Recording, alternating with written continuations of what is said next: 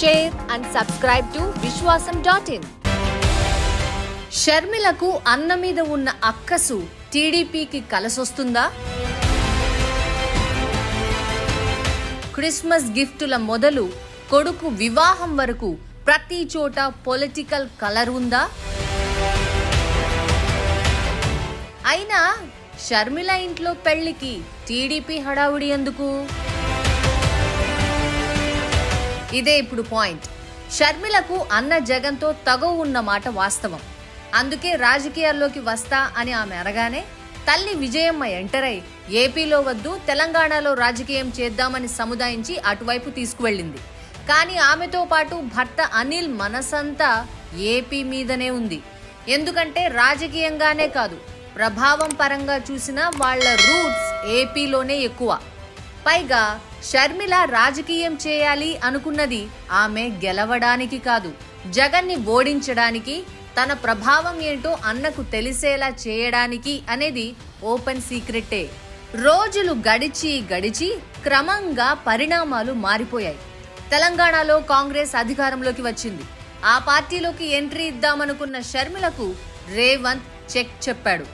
పనిలో పనిగా ఓ ఫేవర్ కూడా చేశాడు. ఆమెను ఏపీలో బాధ్యతలు తీసుకోమనండి, లాభం ఉండొచ్చు అనేసరికి హైకమాండ్ కూడా ఆలోచనలో పడింది. షర్మిల ఏపీ రాజకీయాల్లో కీలకం కాగలరా? రాజారెడ్డి పెళ్లికి రాజకీయానికి సంబంధం ఏంటి?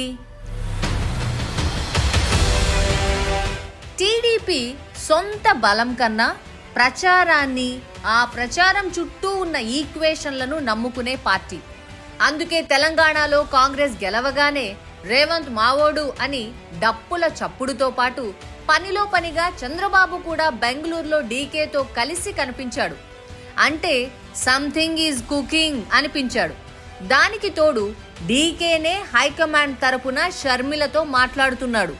పైగా షర్మిల కూడా టీడీపీకి అనుకూల వైఖరితో కనపడుతున్నారు. క్రిస్మస్ కి గిఫ్ట్లు పంపడం, దానికి లోకేష్ మురిసిపోవడం కూడా చూసాం. టీడీపీతో కుటుంబ వైరాన్ని కూడా షర్మిల పక్కన పెట్టారా?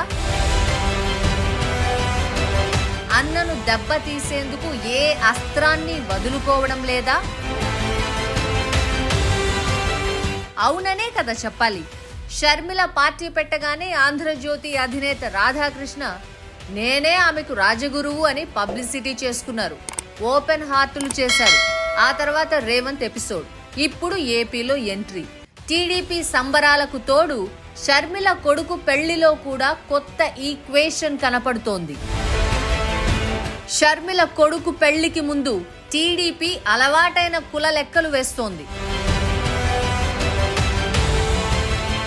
అట్లూరి వారితో షర్మిలమ్మ వియ్యం అంటూ కలిపేసుకుంటోంది. టీడీపీ వాటం ఇలాగే ఉంటుంది. లెక్కల వెనక సామాజిక కోణం ఉండి తీరుతుంది.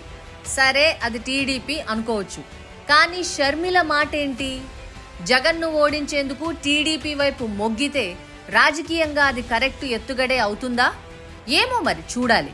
టీడీపీ వైసీపీల్లో ఇప్పుడు భిన్నమైన పరిస్థితులు ఉన్నాయి. పాత వైరాన్ని కూడా పక్కన పెట్టి దగ్గుబాటి లాంటి వాళ్లు తోడల్లుడు చంద్రబాబు వైపు మాట్లాడుతున్న సమయంలో జగన్ కుటుంబ విభేదాలు ఇలా రాజకీయ రచ్చకు, చర్చకు దారి తీయడం కనిపిస్తోంది. మరి ఫలితాలు, పరిణామాలు ఎలా ఉంటాయో వేచి చూడాలి. షర్మిల ప్రభావం ఏపీ రాజకీయాల్లో ఎంత ఉంటుంది అనేది లెక్కలతో సహా త్వరలో చూద్దాం. మీ అభిప్రాయాన్ని కామెంట్లో చెప్పడం మాత్రం మర్చిపోకండి.